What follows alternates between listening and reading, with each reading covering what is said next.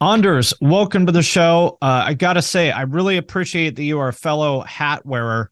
People in my comments make fun of me all the time for wearing hats, but I said if Anders does it, it's okay. Yeah, Don't yeah, come for yeah, me. yeah. Yeah, it's yeah. I wear it all the time, almost. I don't wear it when I sleep, and not in the shower. But yeah, for Well, the you most. could start. Yeah, yeah. Well, yeah, well, yeah. We'll see. Maybe I need to get a beard as well. Maybe No, that is what would make it okay. no. You look all right. Okay. All right. Well, I'll tell everyone you said it was okay. Well, thank you very much for making time for this. I appreciate it.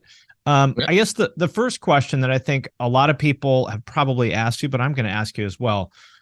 With the new EP, the new songs, you have kind of gone back to the older style. It sounds amazing. Everybody seems to be loving that. What prompted you to kind of go back to that sound? Uh, I feel we didn't. We the only thing we said going into this album was let's focus a little bit more on the production. Let's bring the guitars a little bit more in the forefront in the mix, and more focus on getting some punchy drums, stuff like that. And I think that is what I mean. Obviously, we talk about taste here and Yeah. vibes and whatever. It's very personal. I think that's what people hear. I mean, we attack the album, the writing the same way. I think the DNA of In Flames, that's melody and aggression, and that's what we go for. And the mix, and we don't want to write the same album. And there are years in between. We don't write when we're in between albums. We don't write on the road. We set a date and then we go in and we do it. And it's interesting. I find because I've done a lot of interviews now for leading up to the album, and I hear that going back to something, but I don't necessarily know what people mean exactly because we have so many. There's like, do you mean 2015 or 5 or 94? What do you mean? Like, so, but I mean, to me, if you like it, that's awesome. If you don't, then sorry, I can't help you. And whatever. But it's very important, I guess, to describe music for someone. Like to put it in a box. And Hmm. I, I don't want to be associated with one particular box. I like to be in several. But I feel we what we have created is an album that really um explains what In Flames is about, without me having to explain every single thing. I want people's interpretation.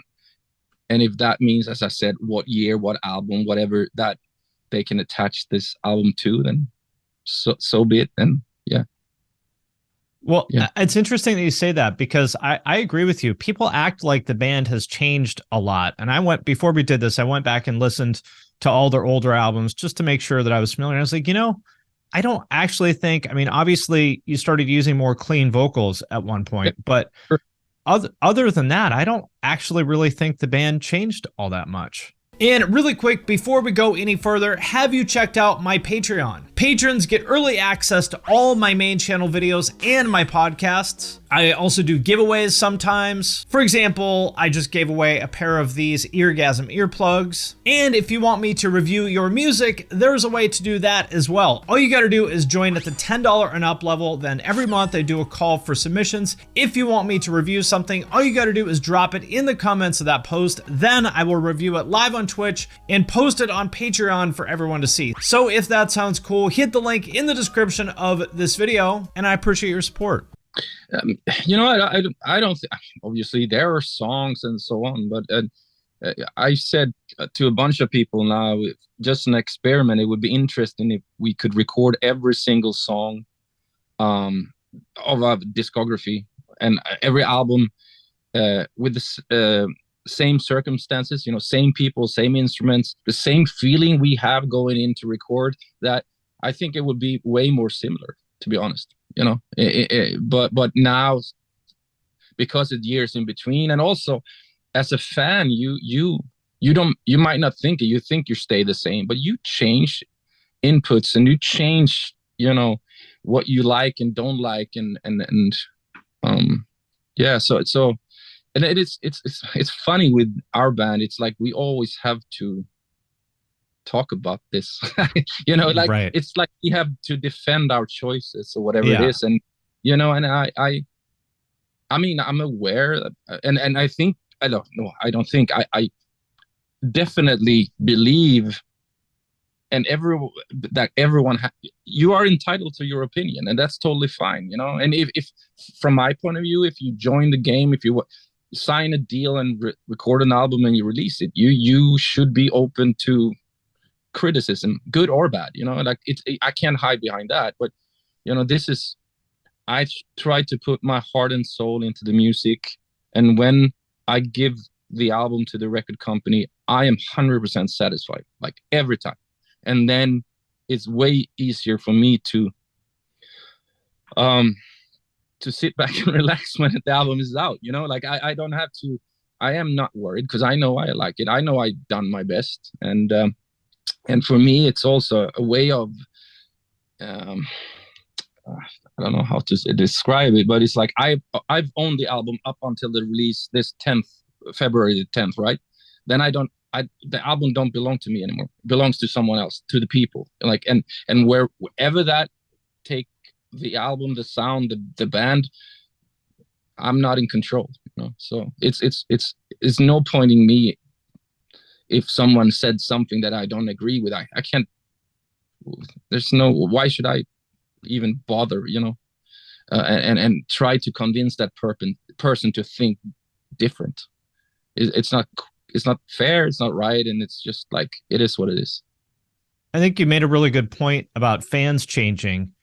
You know, I'm sure you've heard a lot of people basically tell you for 20 years to make Clayman Part 2. And I think what people forget is that part of what makes Clayman to them is who they were at the time they heard it. Like if you heard that album for the first time today, it wouldn't be the same thing to you as when you heard it 20 years ago, when you were 20 years younger, a different point in your life. You know what I mean? Yeah, no, not at all. And it's extremely difficult for bands to compete with something that a fan heard for the first time. Like, I love this album. Like, okay, whatever we do next will not be, you know, could be close, but it's not up to par. Um, and also I think we all, I mean, I'm the same, you know. I'm a musical fan too. I mean, people don't forget that I do love music. Like I have my favorite bands, and I might not agree with everything that band released, you know. So but um I don't know, I lost the thread, but it's like uh, it's yeah, it's difficult to satisfy like everybody, because if like 1,000 people said write this song, I know we would have 1,000 different versions or choices or preferences or whatever. So it's yeah, just enjoy it, you know. Yeah. Well, one thing I've realized from interviewing bands now for, 20 years or whatever is In Flames, I would say, is probably one of the top 3 most influential bands. I would say, along with Meshuggah and Linkin Park. That is how influential you guys have been. Like every band that I've interviewed for the past probably 15 years has mentioned In Flames, and you guys seem very humble about it, but I'm sure you've heard the same thing as well. And how does it feel to know that you have that kind of a legacy? um it's difficult to grasp, to honest. And I mean, I'm very honored when someone say that we're an influence, but I can't, you know, it's like as soon as I hang up on, and you know, this call, it's not like I'm going outside and scream, you know, like, about I'm an influence to these. Like, I mean, you I can't. can do it if you want. Yeah, but that's not our Go style. tell the guy at the grocery store, do you know who I am? I honestly, I only used that once. That I do know. I mean, it was for my to get my son into a Kiss concert when he was a little bit too young, because I thought that would be from father to son. That's where you know, pass the torch. You know, like it's a good reason to use it. Yeah, that's the only time I used it, and it worked actually. So, but never again. And now he's old enough, so he will just be embarrassed. No, but I mean, it's awesome. It's great. I mean, I'm influenced by others too. That's how it works, and that's what I love about this genre. How we take it forward. I mean, and I think when you start a new band, you want to become your heroes, and then you find your sound and you develop a sound that is yours. And that I probably something I'm most proud of at the end of the day. You know, when we're done, that we started in a small city in Sweden and didn't know much, and we created a sound that traveled the world. So I'm more proud of that, I think, than a song or a album. It's like we made something that is recognized with some other bands as well, of course. But you know, it's that's pretty cool, and it's crazy. I mean, here I am many years later, and it's easy to look back. But you know, it's like, who knew? You know, like that's insane. Because we were like 30 guys in Gothenburg doing this, or 40, you know, and then most of them are still around and still doing their thing and have their own identity, which is extremely cool. I mean, I remember when In Flames and At the Gates came out, or at least became kind of, people in America became aware of it around the time that Slaughter of the Soul came out and Jester Race came out. And it just changed absolutely everything. I mean, like overnight, people went from, you know, copying Deicide and Cannibal Corpse to copying you guys. It was just like one of those things where everything changed instantly. I remember us going on tour with Earth Crisis. Like they came from the hardcore scene, and we came with what we did, and that was some. I think that when people came to see that tour, something happened. You know, in a way, because the blend of the hardcore and the melody that we took from you know, our inspirations. Yeah, I mean, that was basically the beginning of metalcore. I mean, like that tour, everyone like, oh, what if we put these two things together? That would be cool. Yeah. I mean, it's funny, and when we many years later, I'm doing interviews and people telling me we're doing metalcore. I'll be like, what? Like what? Like I don't. Okay, whatever you want to call it, but that's not, you know, that's not where we base our, you know, that's not ground zero for In Flames.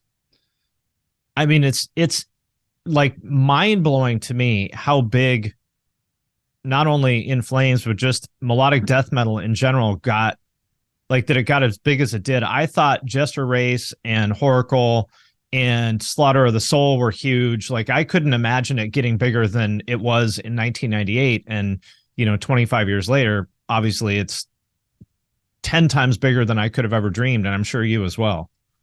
Yeah. And it's cool to see bands like, you know, Kill Switch and that, those type of bands. I mean, they are definitely their own sound, and but I can hear similarities, and I know we share a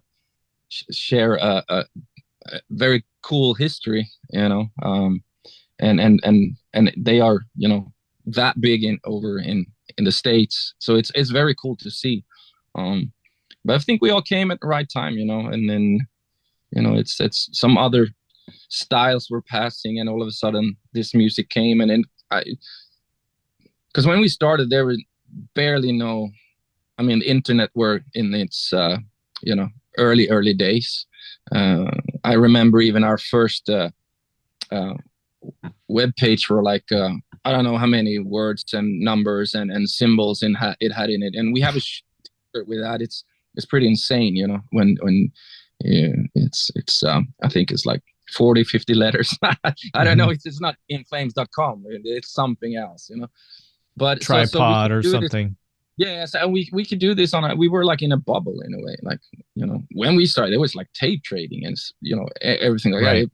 News traveled really, really slow, which was good for us because we were not influenced. Today, there's so much information and so much like a pressure on bands that you have to be in a certain style to fit in and whatever. And you know, there's so much music, and it's pretty easy to get out, or it's very easy to put your music out, but it's way more difficult to be heard, I think, you know. Yeah, I mean, back then, if, you know, Metal Maniacs or something gave you a good review, that would really change things for your band. Yeah, definitely. So I find it really interesting, sort of this, it's almost like Europe and America are like two different worlds. You know, a band can be huge in America and irrelevant in Europe and vice versa. Yeah. And you guys have been one of the few bands to really kind of do both. And it seems like it's just really difficult for European artists to kind of get known over here. Is there one thing that you think changed that for you? I feel like Ozfest was kind of a big deal. Is there one thing that kind of put In Flames over in America? I mean, we were lucky, like we got help from, bands like Mudvayne and Slayer and others, and the Ozfest and what else? I mean, the bigger ones that we never went to Warped Tour, but we did the other ones. And Sounds on the Underground was a big deal, I think, for a lot of these bands like us. So I mean, we came over in a good time, end of '99 or early 2000s, something like that, and we were kind of on our own in a way, and it was awesome. It was awesome, but we never focused on one territory. We always been like all over the place. But you're right, it is different. It is a different atmosphere, and it's interesting. I mean, now we have 3 Americans in the band, and they when we do meet and greets and we talk to fans and stuff like that, that's a question that we get to hear a lot of times, like, what is the difference between the States and Europe? And fans are different because it's a different culture, like when it comes to what metal means. I don't think it is as trend sensitive in Europe as it is in the States, and we don't really have the impact of active rock, like Right. we in the States, like we have over here. And I mean, Breaking Benjamin or whatever. Yeah. And we kind of, I guess our management tried a little bit with us too, but it's not working for us. We're not that type of band, So it's like, it's either you're in the club and then you get all these festivals and you get whatever comes along with the active rock, or you're outside and you're totally your own thing. Right. And then it's a different fan base too, I guess. But the festivals over here has been really celebrating heavy metal and underground metal too. You can see big bands together with upcoming acts, and it's not driven by so much about sales and what's happening on the radio, of course.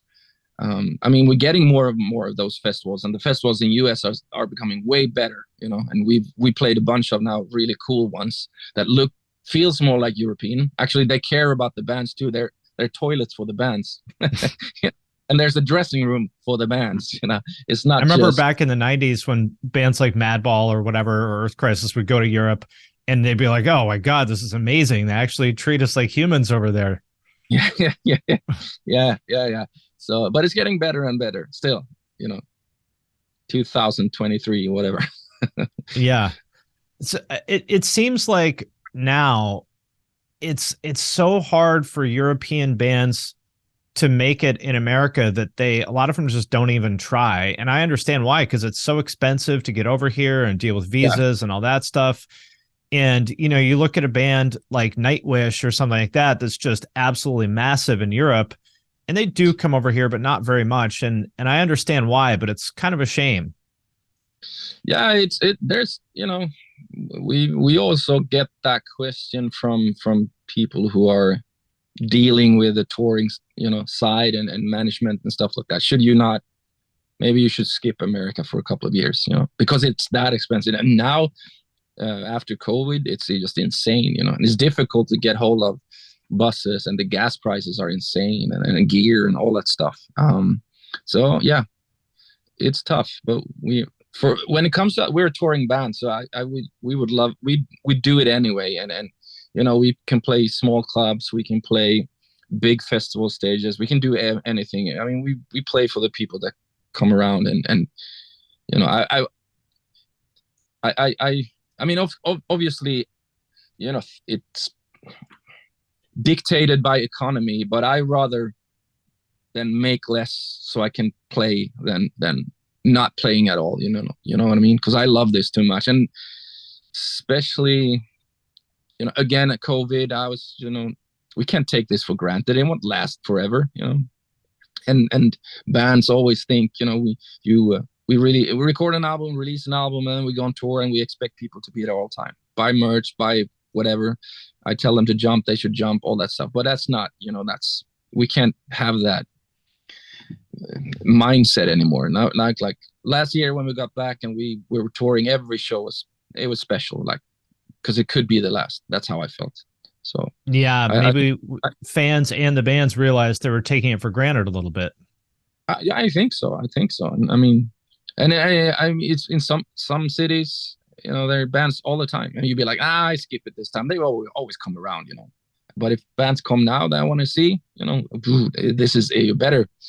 It might be their last time. So, yeah, it's a pre and after COVID, I think, vibe overall. So you still love being out there on the road. I mean, we're about the same age. I can't imagine being on the road as much as you guys are. Sounds like you still love it. Yeah, we really do. I mean, friends come out and hang out for a couple of days in the tour bus. They need a 2-week vacation after that. But yeah, we are so used to it, and the energy that we get when we play, the energy that we trade with the fans and with the audience, and it's so rewarding. It's of course you're a little bit more tired when you wake up and get out of bed, but the actual show makes up for it. I mean, I wouldn't say that traveling is the greatest thing in the world, because it's like I've been to a lot of countries. I've been on so many different planes, and I've been in so many different cities, but I haven't seen them. Right. When relatives ask me, "Oh, you've been traveling," I'm like, "Yeah, well, I haven't seen. I see inside a club, maybe, and a bar around the corner." Right. Yeah. Yeah. You don't get too much time to actually see the sights. No, but you get to meet a lot of people, and it's still cool. Yeah. No, for sure. And we made so many cool, friends, build up relationship through the years, people all over the planet. So that's amazing. So, and we will continue. I mean, as long as the legs can carry us. Or actually, when you lose the feeling of, let's say you play a couple of shows in a row and you'd be like, I'd rather be at home or somewhere else, then I think you lost touch with what you do, then you shouldn't be here. But when you walk off stage and feel like, this is the greatest thing ever, and then when you have that feeling, then we will continue. You mentioned playing anywhere from, these big festivals to clubs. I'm not in a band, but for me, obviously, like, you make more money playing festivals, but I would have to imagine it's a lot more fun to play a club. Totally different things, but yeah, I mean, the energy that's in a small club, you're in people's faces, and there's a little bit more of an interaction, especially from me, like as a vocalist, and between songs when I talk to people.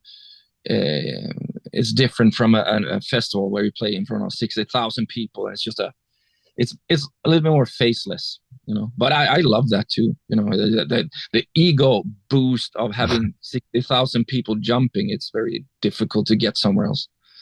Yeah, I mean, that's amazing. And to your point, that doesn't really, that's like kind of a uniquely European thing. It is starting to change more.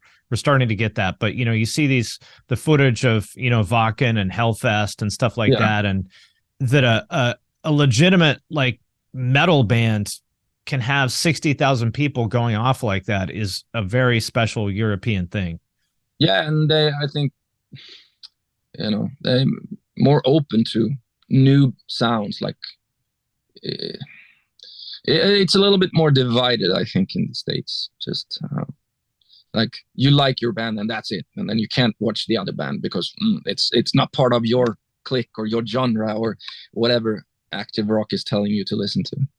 Yeah, well, you've mentioned active rock a few times. What are your observations on that as, someone who's kind of seeing it from the outside? What do you mean by that? I mean, I get that not everyone are in this to, search. Personally, I love to search for music. I want to know Yeah. everything. And like, I started with heavy metal, and then thrash and speed metal came around, and then death metal. I want to know everything, like, and other genres too. Like, I really, really want to know. And I get not everyone's like that, and whatever you get served, it's easy food. People love to eat McDonald's every day because it's easy and they know what they're gonna get. And it's just could be it's the.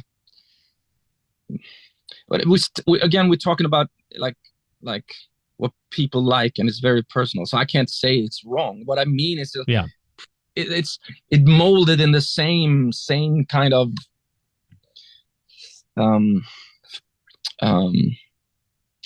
house. Yeah. It is kind of this. It's kind of similar, kind of the same chords, kind of the same melodies, kind of the Yeah. same chords, kind of the same build up, and you can, yeah.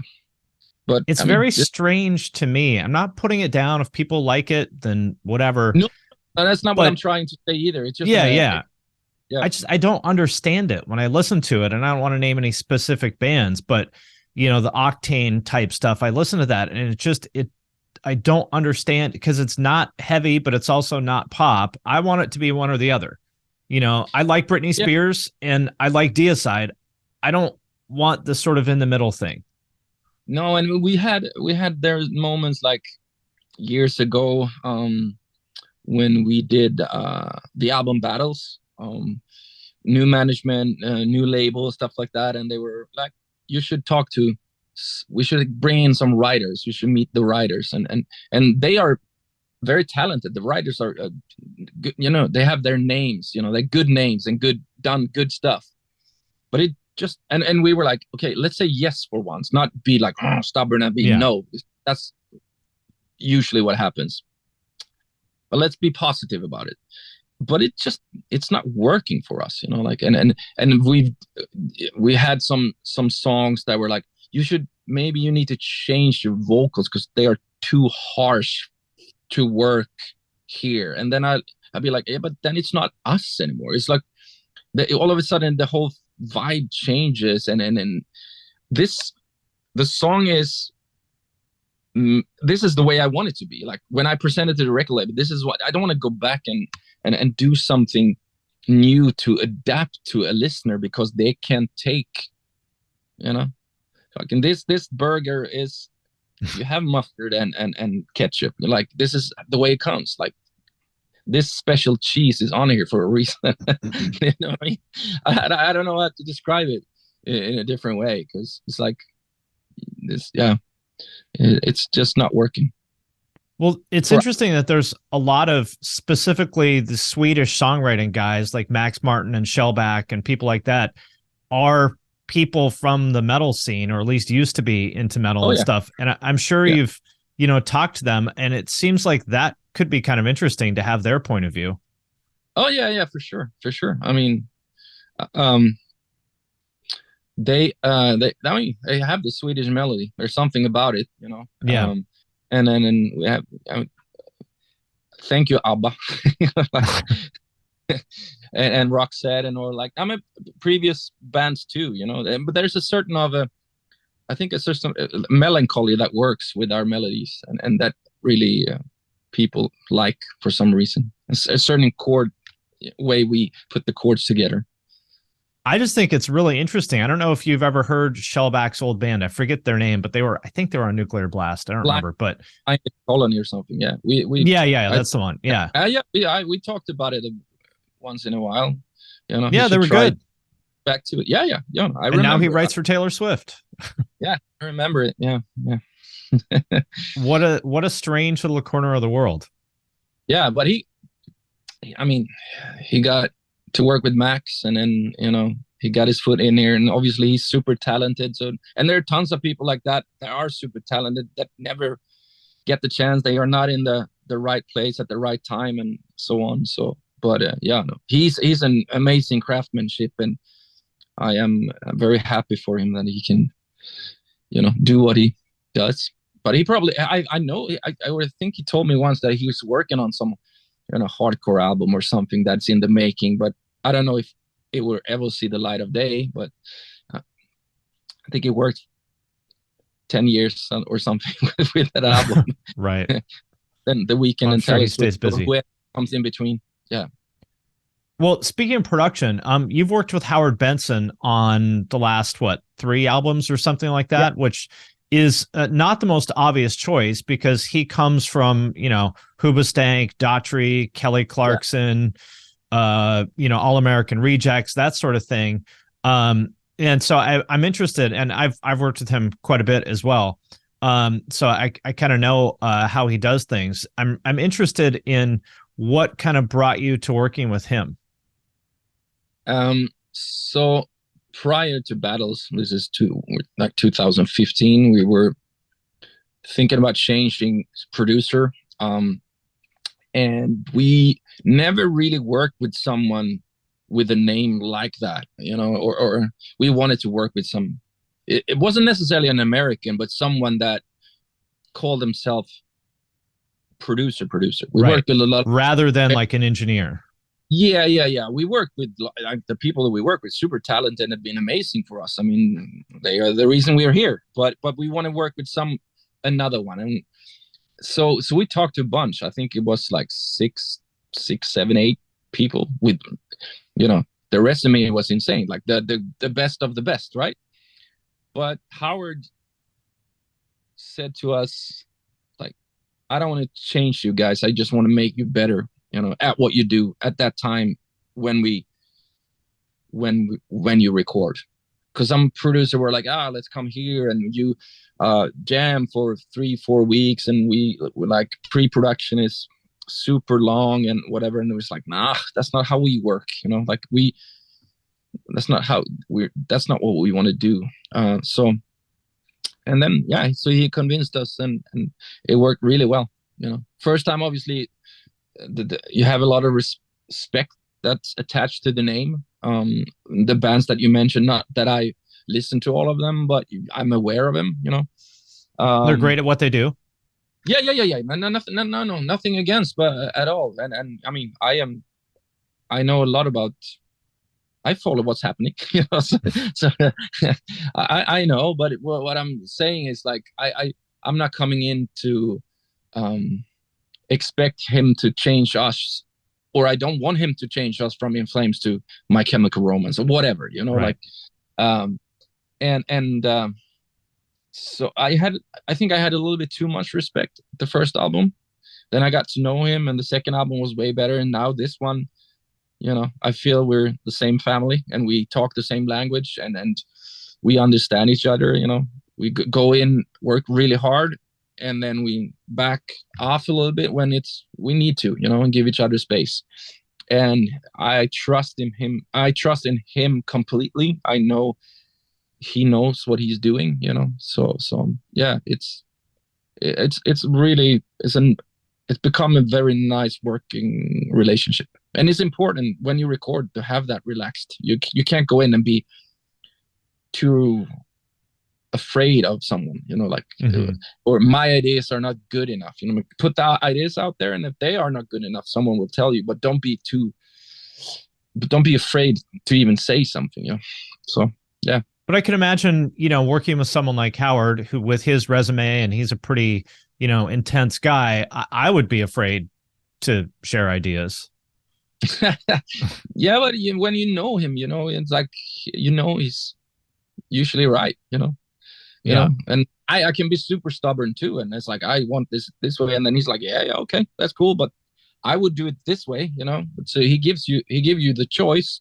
But I mean, there's certain things too, when working this long, we know what we're good at too. Like I start to create a melody, I start to create something, and then he's like, that's not too bad, you got something there. And then he's like, oh, what about this harmony, what about this? And then it becomes better, yeah. So you mentioned other people, at the label or producers or whatever, wanting you to change your vocals. And that was one of the biggest changes in the band, is when you started using a lot more clean vocals. because that wasn't really done in your genre at the time. And I think a lot of people would be like, oh, they only did that because the label made them do it. It doesn't sound like that's the case. Where did that come from? No. I mean, that what I said previously was more like we recorded the song and then he wanted us to change, make it less harsh for the active rock or whatever, to do a different version of the single or whatever. No, that was just us. I mean, I tried a little bit more and with every album, I guess, there's small attempts and, I try, now I am so used to it. And I think I know my instrument way better. But yeah, no, it came very natural. And again, we didn't want to do the same. So